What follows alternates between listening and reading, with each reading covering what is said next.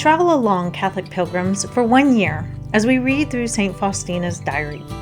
Join me, Amy Thomas, each day for a short reading out of the diary which brought us a deeper understanding of Christ's divine mercy. Hey there, Catholic pilgrims. Welcome to day 241 of our readings from St. Faustina's diary. So in our readings today, Christ is going to be talking about the lance that pierced his side while he was hanging on the cross, and which caused blood and water to pour forth from his body. And so I thought it would be a great day to go on a little history lesson with me, because while I was in Turkey, I got to visit one of the spears of destiny. And I say one of because there are several that are claimed. Now, the Catholic Church doesn't say any one is absolutely, positively the one, but there are some that are, held in higher esteem than others. And so I'm going to talk about the one that I saw and where some of the other ones are. It's kind of an interesting story. I did a lot of research on it when I was trying to figure out if the one I was going to see in Turkey was actually the one. So that is what we're going to talk about today in Notebook 3, numbers 1180 through 1184.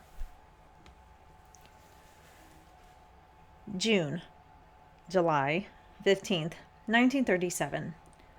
Once I learned that I was to be transferred to another house. My knowledge of this was purely interior.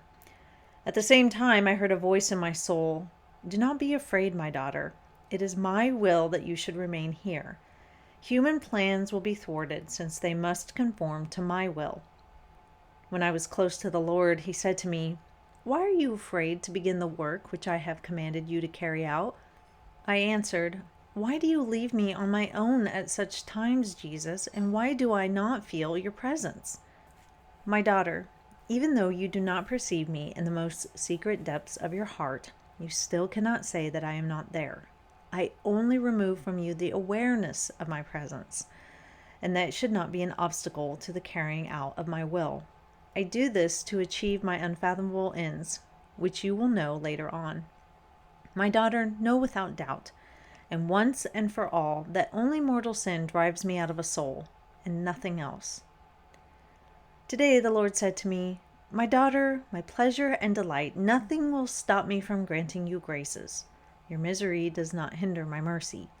My daughter, write that the greater the misery of a soul, the greater its right to my mercy. Urge all souls to trust in the unfathomable abyss of my mercy, because I want to save them all.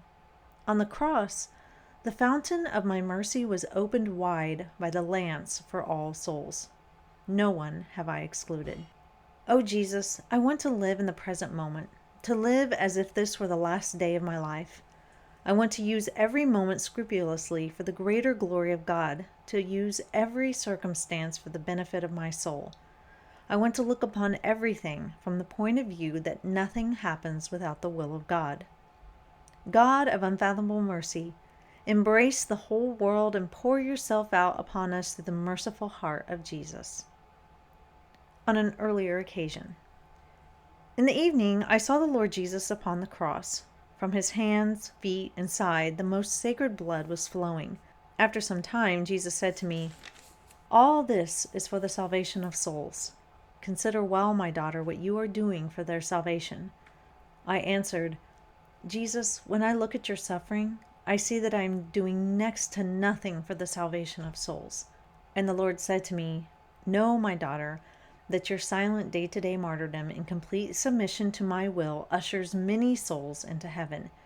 And when it seems to you that your suffering exceeds your strength, contemplate my wounds, and you will rise above human scorn and judgment. Meditation on my passion will help you rise above all things. I understood many things I had been unable to comprehend before." So in today's readings, we see Christ talk briefly about the lance that opened wide his fountain of mercy. And that lance was thrust up into him by one of the Roman soldiers. So when I was back in Turkey, a really good friend of ours, he is an Englishman who has grown up in Turkey And he considers himself English, but he speaks perfect Turkish. He's lived in Turkey his whole life, pretty much. Some other places here and there. But he is like the most connected man in Izmir, Turkey. And he knew all the places, and he loves to go around researching all of our Christian history. And so one day he was talking to us, and he's like, "Hey, do you guys want to go see the Spear of Destiny?" And I didn't realize that's what it was called. And so I was like, "What's the Spear of Destiny?" And he's like, "Well, it's the spear that pierced Christ in the side." I was like, yeah, I want to go see that." Of course. He's like, "Well, it's at a church, just down the way." I'm like, "Get out." He's like, "No, it really is."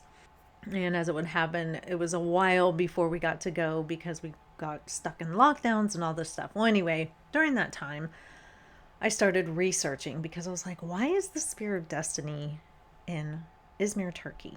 And I've talked about how Turkey has a lot of Christian roots, so that didn't seem unusual to me. It was just, why Izmir, Turkey? Why is it here in a church in Izmir, Turkey, and not at the Vatican or something? And so I just started to dive in and research. And what I found was quite interesting. So there are a lot of spears out there that people claim are the one true spear of destiny. And the Catholic Church does recognize that some of these might be the spear of destiny. However, they do not say with any certainty that one is absolutely it, because there is really no way to absolutely prove it, at least right now. And so there are some that seem plausible and one that seems very probable. And so when I was researching, I just found it very interesting. So there are 4 main ones, and I'll just quickly talk about that. So the first one is in Armenia. Now, it is reported that St. Jude brought this to Armenia when he went to go preach the gospel there. And what we know about Armenia, it was the first country to embrace Christianity. And so, okay, that seems kind of, probable. And so in Armenia, they have this very old looking spear, and it's kind of shaped sort of like a diamond almost, and it has some holes in it. It looks very old. They keep it in a church. That church claims that, yes, this is the one. It was brought here, and we venerate it, and we've had it for forever, and so this is the one. Well, as I kept looking and researching, there's another one that is kept at the Vatican in a case in St. Peter's Basilica. However, the interesting thing about that one is the Catholic Church does not claim that it has any authenticity. They don't really let researchers or scientists study it at all. They don't even bring it out.